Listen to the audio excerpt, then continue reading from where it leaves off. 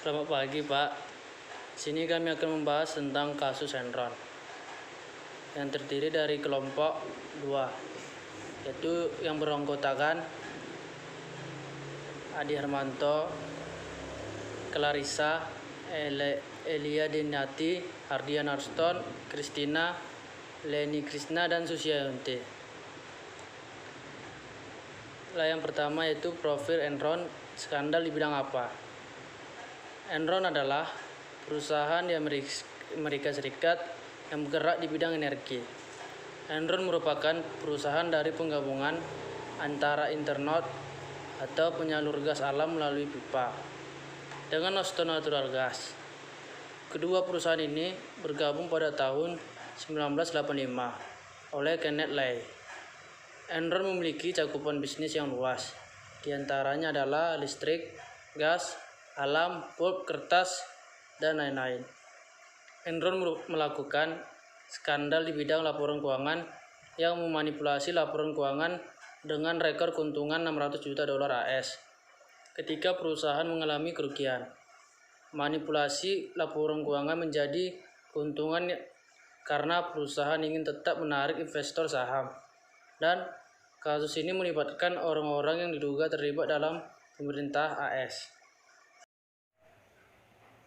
Baiklah, selanjutnya saya akan menjelaskan mengenai latar belakang terjadinya fraud pada PT Enron. Laporan keuangan Enron yang kompleks menimbulkan pertanyaan dari pemegang saham dan analis.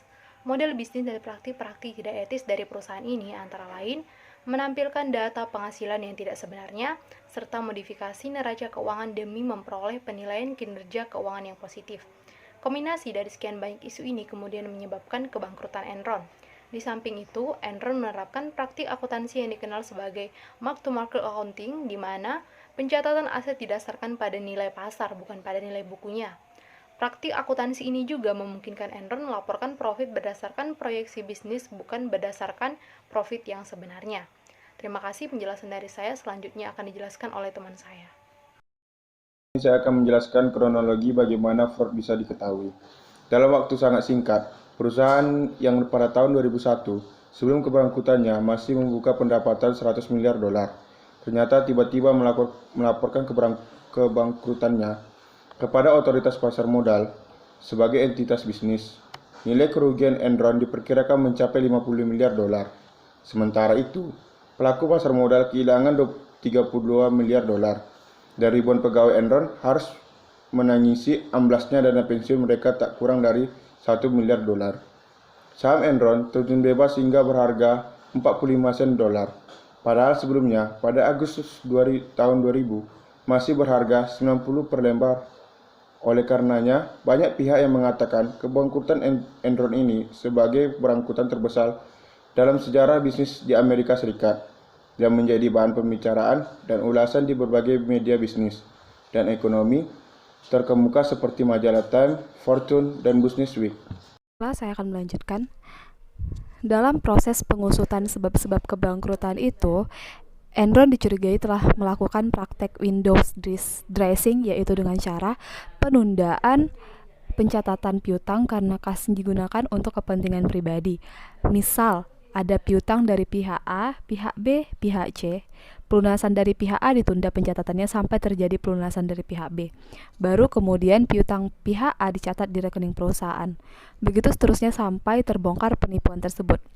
Manajemen Enron telah menggelembungkan atau markup pendapatan sebesar 600 juta US dollar dan menyembunyikan utangnya sejumlah 1,2 miliar US dollar.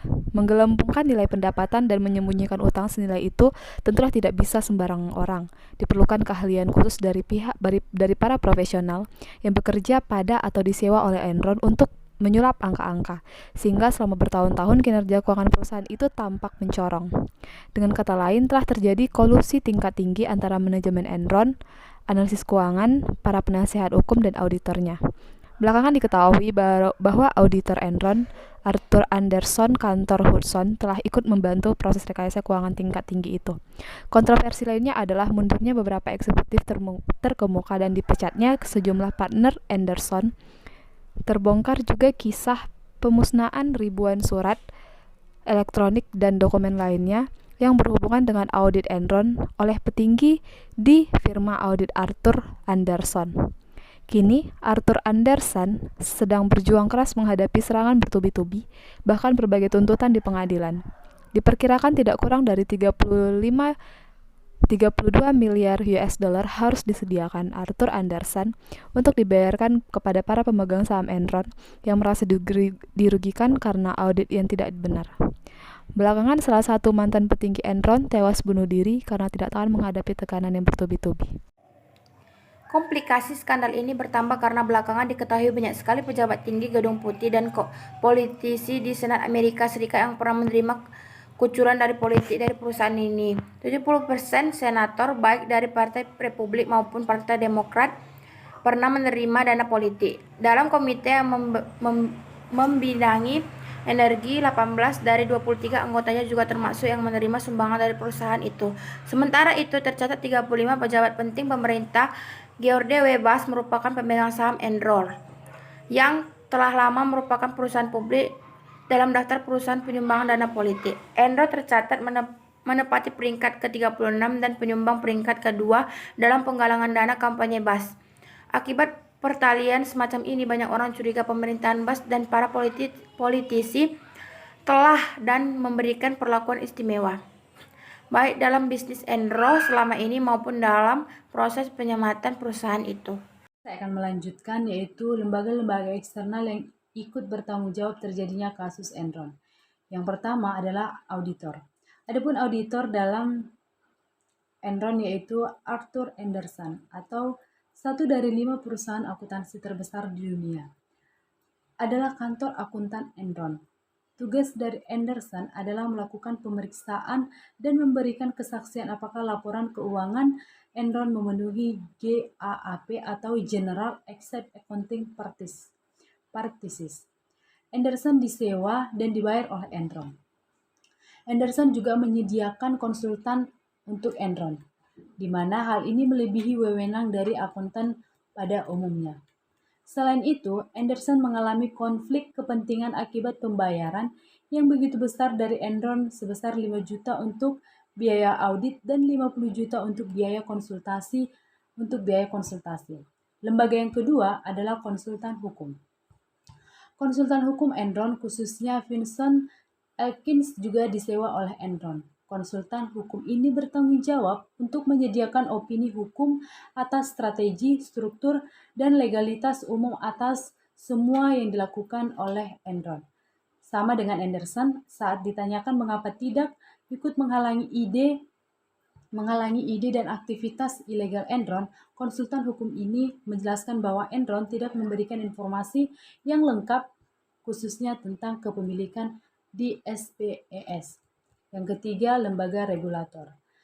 Enron sebagai perusahaan yang melakukan perdagangan di pasar energi diawasi oleh Federal Energy Regulatory Commission atau FERC. Akan tetapi, FERC ini tidak melakukan pengawasan secara mendalam. Hal ini dikarenakan Enron melakukan aktivitasnya dalam perdagangan listrik tidak di satu negara, yaitu antar negara. Lembaga yang keempat adalah pasar ekuitas. Sebagai perusahaan publik, Enron diharuskan mengikuti peraturan di SEC atau Securities and Exchange Commission atau Komisi Sekuritas dan Bursa Amerika Serikat. Akan tetapi dalam pengawasan SEC ini tidak melakukan investigasi secara mendalam atau melakukan konfirmasi ulang terhadap Enron. SEC ini hanya mengandalkan pada testimoni yang dibuat oleh lembaga lain seperti auditor perusahaan atau Arthur Andersen. Sedangkan NYSE atau New York Stock Exchange atau bursa berbasis ekuitas terbesar atau tertua di dunia mengharuskan Enron memenuhi peraturan perdagangan di NYSE ini. Berbeda dengan SEC, NYSE tidak hanya melakukan verifikasi first hand. Dan lembaga yang kelima adalah pasar hutang. Enron seperti perusahaan lainnya menginginkan dan membutuhkan sebuah nilai rating, sehingga Enron membayar standar atau Standard & Poor's serta Moody's untuk memberikan nilai rating. Rating ini dibutuhkan untuk sekuritas hutang perusahaan yang diterbitkan dan diperdagangkan di pasar. Yang menjadi masalah, perusahaan rating tersebut hanya melakukan analisis sebatas pada data yang diberikan kepada mereka oleh Enron. Operasional dan aktivitas pada data yang diberikan kepada mereka oleh Enron, terjadi perdebatan apakah perusahaan rating harus memeriksa total hutang perusahaan atau tidak, khususnya yang berkaitan dengan SPES. Meningkatnya defisit dalam arus kas perusahaan menyebabkan timbulnya masalah manajemen keuangan yang mendasar pada Enron. Baiklah, selanjutnya akan dibahas oleh teman saya. Terima kasih. Adapun dampak dari kasus ini adalah yang pertama, pemerintah Amerika Serikat menerbitkan Sarbanes-Oxley Act atau SOX untuk melindungi para investor dengan cara meningkatkan akurasi dan reliabilitas pengungkapan yang dilakukan perusahaan publik. Yang kedua, SOX melarang pemusnahan atau manipulasi dokumen yang dapat menghalangi investigasi pemerintah kepada perusahaan yang menyatakan bangkrut. Selain itu, kini CEO dan CFO harus membuat surat pernyataan bahwa laporan keuangan yang mereka laporkan adalah sesuai dengan peraturan SEC dan semua informasi yang dilaporkan adalah wajar dan tidak ada kesalahan material. Sebagai tambahan, menjadi semakin banyak ancaman pidana bagi mereka yang melakukan pelanggaran ini. Dan yang ketiga, International Federation Accountant atau IFAC pada akhir tahun 2001 merevisi kode etik bagi para akuntan yang bekerja agar menjadi whistleblower sebagai berikut. Para profesional dituntut bukan hanya bersikap profesional dalam kaidah-kaidah aturan profesi saja, tetapi profesional juga dalam menyatakan kebenaran pada saat masyarakat akan dirugikan, atau ada tindakan-tindakan perusahaan yang tidak sesuai dengan hukum yang berlaku.